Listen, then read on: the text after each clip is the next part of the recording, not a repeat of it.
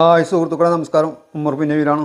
തെക്കേ ഇന്ത്യയിൽ ഏറ്റവും കൂടുതൽ സഞ്ചാരികൾ വന്നു പോകുന്ന കൊടൈക്കനാലിലേക്ക് നമുക്കും ഒരു യാത്ര പോയാലോ? മലനിരകളുടെ രാജകുമാരി. നോക്കി നിൽക്കുമ്പോൾ കോടമഞ്ഞ് വന്ന് മൂടിപ്പോകുന്ന ഇടം, പിന്നെ കോടമഞ്ഞ് മാറിപ്പോകുമ്പോൾ തെളിഞ്ഞു വരുന്ന അത്ഭുത കാഴ്ചകൾ. കൊടൈക്കനാൽ സഞ്ചാരികൾക്ക് എന്നും പ്രിയപ്പെട്ട ഒരിടം തന്നെയാണ്. ഹണിമൂൺ യാത്രക്കും കൂട്ടുകാരുമായുള്ള യാത്രക്കൊക്കെ പറ്റിയ മനോഹരമായൊരിടം. മാത്രവുമല്ല, ചുരം കയറിയുള്ള റോഡ് യാത്രയുടെ സുഖം വേറൊരു ലെവലാണ്. ഇന്ന് കാണുന്ന ഈ രൂപത്തിലേക്ക് കൊടൈക്കനാലിനെ മാറ്റിയെടുത്തത് ബ്രിട്ടീഷുകാരാണ്. സീസൺ നോക്കാതെ എപ്പോൾ വേണമെങ്കിലും പോകാൻ പറ്റുന്ന ഒരിടം.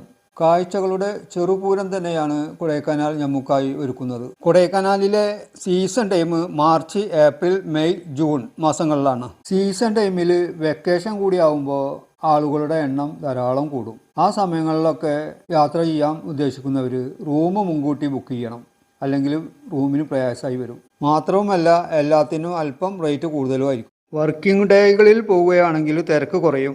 പച്ചപ്പ് നിറഞ്ഞ വയലുകൾ താണ്ടിയുള്ള യാത്ര, മുകളിലേക്ക് കയറും തോറും അതിമനോഹരമായ കാഴ്ചകൾ, മലഞ്ചെരിവിലൂടെ താഴേക്ക് പതിക്കുന്ന വെള്ളച്ചാട്ടങ്ങളുടെ കാഴ്ചകൾ.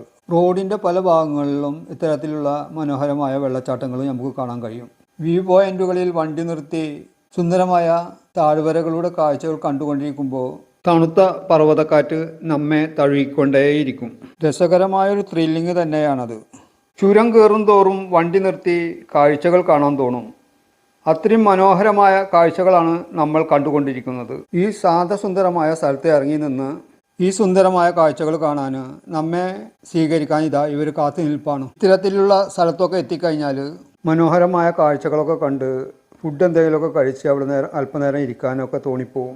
അങ്ങനെ എന്തെങ്കിലും കഴിക്കാൻ പുറത്തെടുത്തതേ ഓർമ്മ ഉണ്ടാവുള്ളൂ. കുരങ്ങന്മാർ കൂട്ടത്തോടെ ചാടി വീണ് തട്ടിക്കൊണ്ടു പോകും. ടെലിഫോൺ പോലും പ്രത്യേകം ശ്രദ്ധിക്കണം. കൊടൈക്കനാലിന് മഞ്ഞുകാലം ആഘോഷമാണ്. നവംബർ മുതൽ ജനുവരി കഴിയുന്നത് വരെ ഈ മലക്കു മുകളിൽ സഞ്ചാരികളുടെ തിരക്കുണ്ടാവും. 2133 മീറ്റർ ഉയരമുള്ള 2 കുന്നുകളുടെ നെറുകയിലാണ് കൊടൈക്കനാൽ നഗരം. ശാന്തസുന്ദരമായ കുത്തനായുള്ള വളവുകളും തിരിവുകളും കയറി ചെന്ന് തണുപ്പിൻ്റെ തീവ്രതയിലേക്കാണ് നമ്മൾ കടന്നു ചെല്ലുന്നത്. സുഹൃത്തുക്കളെ, വീഡിയോ ഇഷ്ടമായാൽ ലൈക്ക് ചെയ്യണം. സബ്സ്ക്രൈബ് ചെയ്യാത്തവരുണ്ടെങ്കിൽ സബ്സ്ക്രൈബ് ചെയ്യണം. അതേപോലെ വീഡിയോ നിങ്ങളുടെ സുഹൃത്തുക്കൾക്ക് ഫോർവേഡ് ചെയ്ത് കൊടുക്കാനും മറക്കരുത്.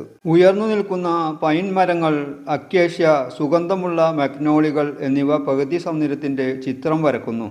ഉന്മേഷദായകമായ അന്തരീക്ഷവും ഉയരത്തിൽ നിന്ന് വീഴുന്ന വെള്ളത്തിൻ്റെ ഇരമ്പലും ശരിക്കും മാന്ത്രിക അന്തരീക്ഷം സൃഷ്ടിക്കുന്നു. കൊടൈക്കനാലിലേക്കുള്ള വഴിയിലെ ആദ്യ വ്യൂ പോയിന്റ് സിൽവർ കാസ്കേഡ്. അതാണ് ഇപ്പോൾ നമ്മൾ കണ്ടുകൊണ്ടിരിക്കുന്നത്.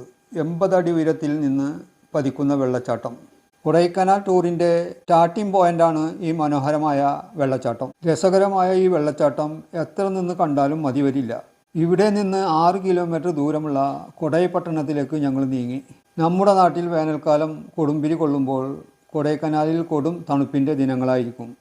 അവധിക്കാലത്ത് മലയാളികൾ കൊടൈക്കനാലിലേക്ക് ടൂർ പോകുന്നതിനു കാരണം അതുതന്നെയാണ്. കയ്യിലൊതുങ്ങുന്ന ചെലവിൽ രസകരമായൊരു യാത്ര. ഞങ്ങൾ കൊടൈക്കനാൽ പട്ടണം ലക്ഷ്യമാക്കി മുന്നോട്ട് നീങ്ങി. തമിഴ്നാടിൻ്റെ ദിണ്ടിക്കൽ ജില്ലയുടെ ഭരണനിയന്ത്രണത്തിലാണ് കൊടൈക്കനാൽ സ്ഥിതി ചെയ്യുന്നത്. കുന്നിൻ ചെരിവുകളിൽ പതിച്ചു വെച്ച തീപ്പെട്ടിക്കൂട് പോലെ വീടുകൾ കണ്ടു തുടങ്ങി. കുളിരുള്ള കാറ്റിൻ്റെ തലോടലേറ്റ് പൈൻമരങ്ങളും കാറ്റാടിയും ചൂളമടിക്കുന്നു.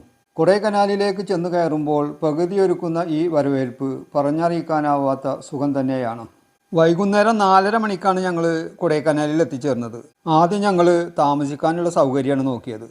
ഞങ്ങൾ റൂമിൻ്റെ മുകളിൽ നിന്നുള്ള കാഴ്ചകളാണ് ഈ കണ്ടുകൊണ്ടിരിക്കുന്നത്. റൂം സെറ്റായി വരുമ്പോഴത്തേനും 5 മണി കഴിഞ്ഞു. അടുത്ത ദിവസം കാഴ്ചകൾ കാണാമെന്ന് കരുതി അന്നു ഞങ്ങൾ റെസ്റ്റ് എടുത്ത്. വീട്ടിൽ നിന്ന് പുലർച്ചെ പുറപ്പെട്ടാലും പോണ വഴിയിലൊക്കെ ധാരാളം കാഴ്ചകൾ കാണാനുണ്ട്. അതെല്ലാം കാണുക തന്നെ വേണം. അതെല്ലാം കണ്ടു പോകുമ്പോൾ നമ്മൾ എങ്ങനെയായാലും വൈകുന്നേരം കൊടൈക്കനാലിൽ എത്തിച്ചേരുള്ളൂ. സുഹൃത്തുക്കളെ, കൊടൈക്കനാലിൻ്റെ വീഡിയോ അല്പം ലോങ് കൂടിയ കാരണം 2 പാർട്ടായിട്ടാണ് ചെയ്തിട്ടുള്ളത്. ഇത് 1ാം ഭാഗമാണ്. 2ാം ഭാഗം അടുത്ത് തന്നെ പ്രതീക്ഷിക്കാം. Thank you for watching video.